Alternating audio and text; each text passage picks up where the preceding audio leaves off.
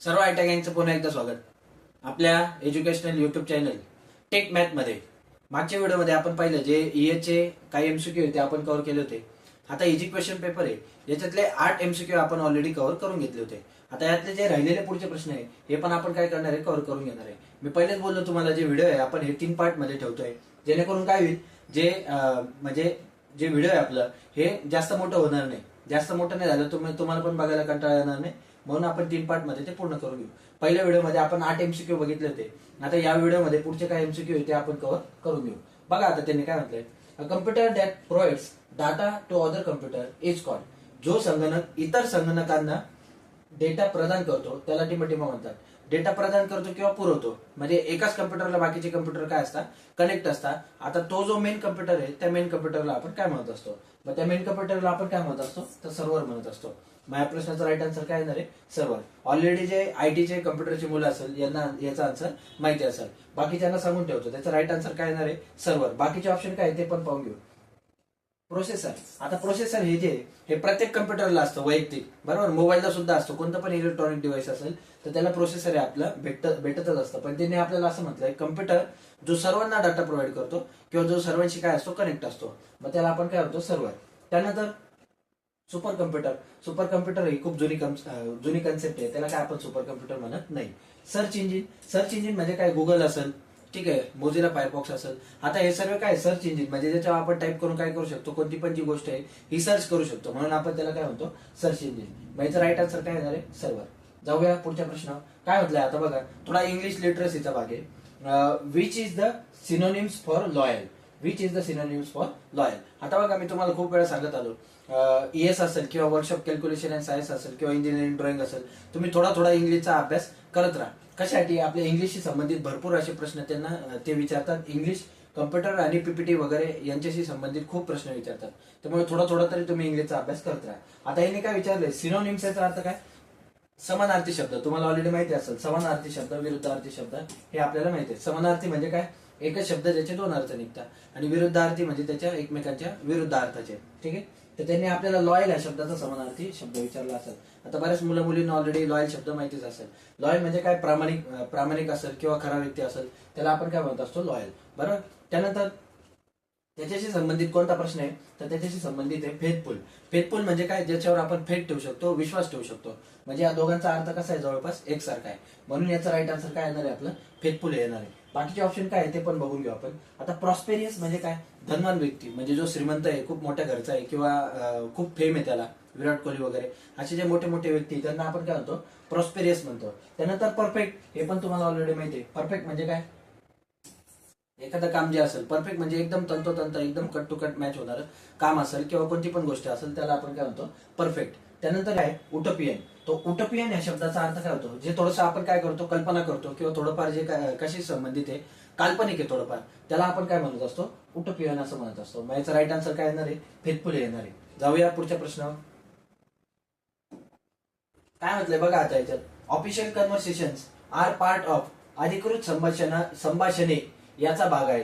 म्हणजे काय, आता जे आपण ऑफिशियल कन्व्हर्सेशन करतो याचा अर्थ काय, समजा तुम्ही एखाद्या ठिकाणी जॉबला लागले, तर तिथं तुमचा कोणता महत्वाचा विषय चालू असेल किंवा कंपनीच्या ग्रोथ बद्दल बोलत असाल, प्रोडक्शन बद्दल बोलत असाल, कोणता पण जे तुमच्या कामाशी संबंधित आहे, जॉबशी संबंधित आहे, त्याला आपण काय म्हणतो, ऑफिशियल कन्व्हर्सेशन असं म्हणतो, बरोबर. किंवा कोणत्या मीटिंगचं बोलणं असेल, काय असेल, जे काय असेल XYZ, तर त्याला आपण काय म्हणतो असतो, ऑफिशियल कन्व्हर्सेशन.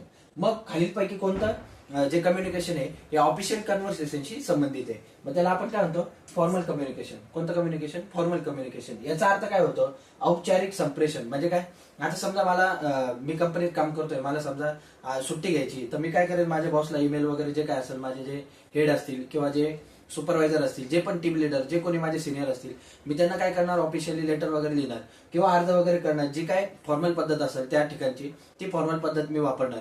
समजा त्यांना मेल करून मी सांगणार असेल की सर माझी अशी अशी अडचण आहे, तर मी उद्या काय करणार आहे, सुट्टी घेणार आहे. मग आपलं हे कोणत्या प्रकारचं कम्युनिकेशन आहे, फॉर्मल कम्युनिकेशन. ठीक आहे, आणि ते कशाशी संबंधित आहे, आपलं ऑफिशियल कन्व्हर्सेशन. त्यानंतर बाकीचे जे ऑप्शन आहे ते बघून घेऊ आपण. फ्रेंडशिपचा काय संबंध आहे का, मित्राला मेसेज करून सांगायची गरज आहे का, मी आजारी आहे, मी उद्या सुट्टी घेणार आहे, काही गरज नाही. ठीक आहे, त्यानंतर रिझ्यूम म्हणजे काय, पूर्ण सुरू होते, याचा पण काहीच इथं अर्थ लागत नाही. इनफॉर्मल कम्युनिकेशन याचा पण अर्थ लागणार नाही. इनफॉर्मल कम्युनिकेशन काय, तुम्ही समजा तुम्ही दोन मित्र भेटले, ते एकमेकांना असं करता, good morning sir, hello, how are you, तुम्ही कसे आहे, काय, हे फॉर्मल कम्युनिकेशन आहे. इनफॉर्मल कम्युनिकेशन तुम्ही समजून घ्या, मग तुम्ही मित्रांशी कशी भाषा वापरता त्यालाच आपण काय म्हणत असतो, इनफॉर्मल कम्युनिकेशन. जाऊया पुढच्या प्रश्न. काय म्हटलं आता बघा, which option helps you view the slides in the presentation mode. कोणता पर्याय तुम्हाला सादरीकरण मोड मध्ये स्लाइड्स पाहण्यास मदत करतो. आता जेव्हा कधी आपण पीपीटी यूज करत असतो, बरोबर आहे, पॉवर पॉईंट प्रेझेंटेशन आपण वापरत असतो, तेव्हा त्या ज्या स्लाइड्स आहे, आपण अशा ज्या स्लाइड्स बनवतो, आणि इथं आपली मोठी स्लाइड हे आपल्याला नेहमी दिसत असतं, अशी विंडो, बरोबर आहे. तर इथं आपण एडिटिंग वगैरे आपली जे काय असेल ती आपली चालू असते. त्यांनी आपल्याला काय विचारलंय, which option helps you to view slides in the presentation mode. म्हणजे आता या ज्या स्लाइड मी तयार केलेल्या आहे या प्रेझेंटेशन मोड मध्ये दिसण्यासाठी मी खालीलपैकी कोणता पर्याय वापरणार आहे. रीडिंग व्ह्यू होईल का, हे अजिबात येणार नाही. त्यानंतर स्लाइड सॉर्टर व्ह्यू, स्लाइड आपल्याला जर सॉर्ट करायचे असेल हे पण ऑप्शन येणार नाही. त्यानंतर normal layout view, normal layout म्हणजे हेच आहे, बरोबर, हे पण ऑप्शन येणार नाही. आपला राईट आन्सर काय येणार याच्यात, स्लाइड शो व्ह्यू. म्हणजे काय, आपण काय करतो, स्लाइड शो म्हणतो. स्लाइड शो म्हटल्यावर काय होतं, जे पहिल्यापासून किंवा जी करंट स्लाइड आहे तिथून आपल्या जेवढं पण स्लाइड आहे हे आपल्याला अशा मोठ्या विंडो मध्ये दिसायला सुरुवात होते, त्यालाच आपण काय म्हणत असतो, स्लाइड शो व्ह्यू. हा लक्षात, मग याचा राईट आन्सर काय येणार आहे, स्लाइड शो व्ह्यू. जाऊया पुढच्या प्रश्न.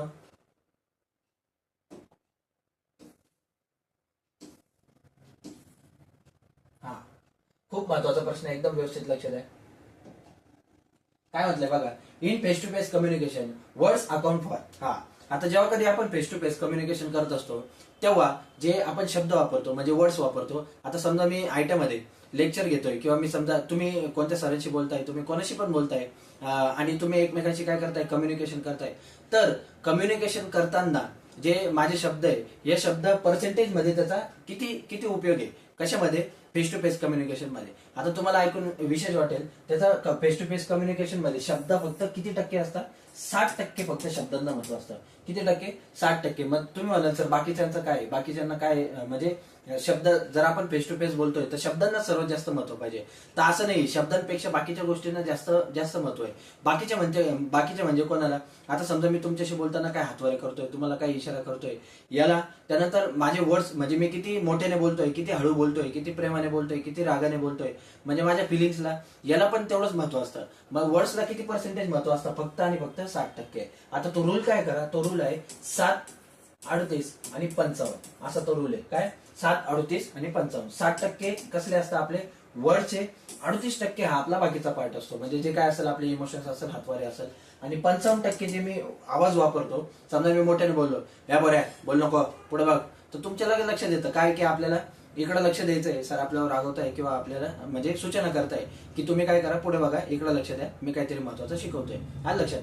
जर मी तुम्हाला म्हणलं, ए काय रे बाळा इकडे बघ मी काय सांगतोय, जर अशा म्हणजे बारीक टोन मधून जर मी बोललो तर त्याचा अर्थ काय होतो, वेगळा निघतो. तुम्ही पण मग समोर जो कोणी व्यक्ती उभा असेल त्याचं सिरियसली ऐकत नाही. थोडक्यात मी जे वर्ड्स वापरणार आहे किंवा मी जो टोन वापरणार आहे आवाजाचा, मी हळू बोललो तर तुमच्या लक्षात येईल काय सरांना काही जास्त राग आलेला नाही, किंवा XYZ कोणी पण तुमच्या समोरचा व्यक्ती असेल, तुमचे आई वडील जरी असले, ते जर बारीक आवाजात बोलले तरी तुमच्या लक्षात येणार नाही की ते एवढं हळू कावर बोलताय. पण ते जर तुम्हाला रागावून बोलले, तुमच्या लगेच लक्षात येईल की आता मम्मी पप्पा कसे आपले किंवा आई वडील कसे आपल्याशी रागात बोलताय. मग सर्वात जास्त वाटा त्याचा असतो 55%. वर्डचा फक्त आणि फक्त किती पर्सेंट आकडा असतो, 60%.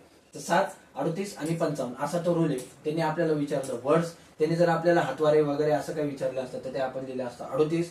त्यांनी जर आपली टोन विचारली असती, आवाजाची उंच जास्त कमी खाली वरती, ही जर टोन विचारली असती ती लिहिली असते आपण 55%. आणि अजून हे सर्व मिळून पण पूर्ण होत नाही, अजून 10% हातवारे किंवा जे काय माझं गेस्चर्स असेल ते, आणि अजून 10% दुसऱ्याचे, असे टोटल मिळून किती टक्के होता, 100%. आणि त्यात वर्डचे किती आहे, 60%. चांगला प्रश्न आहे हा, महत्वाचा प्रश्न आहे, लक्षात राहू द्या. जाऊया पुढच्या प्रश्न. काय म्हटलंय आता बघा, what's remind the presenter some important items to discuss during presentation. आता समजा मी तुम्हाला काय करतोय, एखादं प्रेझेंटेशन देतोय, हेच समजा मी तुम्हाला याचे प्रश्न शिकवतोय किंवा टीच करतोय. आता ठीक आहे, मला तर हे ऑलरेडी माहिती आहे मी काय शिकवतोय वगैरे वगैरे, पण समजा मी काही नवीन काय तुम्हाला शिकवत असेल किंवा नवीन एखाद्या विषयावर मी तुम्हाला प्रेझेंटेशन देत असेल, तर तिथं मला सर्वात जास्त मदत कसली होत असते, तर माझ्या नोट्सची होत असते, बरोबर. आता समजा एवढं सर्व माझ्या नोट्सवर लिहिणं मला शक्य आहे का, शक्य नाही. मग मी काय करेल, एखाद्या कागदावर काहीतरी नोट्स घेईल. समजा एखादा मी असा कागद घेतला, या कागदावर काय करेल मी, काहीतरी नोट्स लिहिल शॉर्टमध्ये, एका ओळीत मी काहीतरी नोट्स लिहिल किंवा मी काहीतरी मुद्दे लिहिल, की मला पहिले 7वा प्रश्न शिकवायचा आहे, नंतर मला 8वा प्रश्न शिकवायचा आहे, नंतर मला पहिले 12वा शिकवायचा आहे, मग 15वा शिकवायचा आहे. तर प्रत्येक वेळा हे लक्षात ठेवणं मला कसं आहे थोडंसं अवघड आहे. तसंच प्रेझेंटेशन देताना तुम्ही म्हणा किंवा जो कोणी तुम्हाला समोरचा व्यक्ती प्रेझेंटेशन देणार असेल त्याला पण हे दाखवायला कसं आहे थोडंसं अवघड आहे, हे लक्षात ठेवणं अवघड आहे. म्हणून ते काय करत असतात, ज्या नोट्स आहे या नोट्स कॅरी करत असतात. त्याला आपण काय म्हणतो, स्पीकर्स नोट. काय म्हणत असतो, स्पीकर्स नोट. मग सादरीकरण दरम्यान चर्चा करण्यासाठी सादरकर्त्याला काही महत्वाच्या बाबी कशाची आठवण करून देतात. ठीक आहे. मग हे ज्या महत्वाच्या बाबी आहे, ज्या महत्वाच्या गोष्टी ते त्याला स्पीकर्स नोट्स म्हणून लक्षात येतात. स्लाइड हेडिंग्स मुळे लक्षात येतं का, अजिबात नाही. स्लाइड हेडिंग म्हणजे काय, मी प्रत्येक स्लाइड मध्ये तुम्हाला काहीतरी समजवणार आहे, त्याच्या हेडिंगवरून त्याला लक्षात येतं का, त्याच्या हेडिंगवरून त्याला एवढं समजतं की या स्लाइड मध्ये मला काय शिकवायचं आहे. जसं मी लिहिलं, समजा या स्लाइड मध्ये मी लिहिलं फेस कम्युनिकेशन, मग मला समजून जाईल की मला या स्लाइड मध्ये मला तुम्हाला काय समजायचं आहे, फेस कम्युनिकेशन बद्दल जेवढी पण माहिती आहे ती तुमच्यापर्यंत पोहोचवायची आहे. ठीक आहे. मग स्पीकर्स नोट्स हे त्याचा राईट आन्सर येणार आहे. स्लाइड नंबर याचा तर काही संबंध येत नाही, स्लाइड कलर याचा पण काही संबंध येत नाही. हा पण प्रश्न चांगला आहे, हा पण लक्षात ठेवा. जाऊया पुढच्या प्रश्न.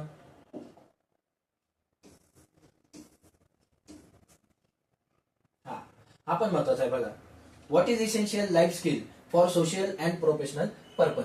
मी तुम्हाला आता 2 मिनिटापूर्वीच एक गोष्ट सांगितली की काय करा, तुम्ही थोडी थोडी काय करा, फक्त इंग्लिशची सवय करा.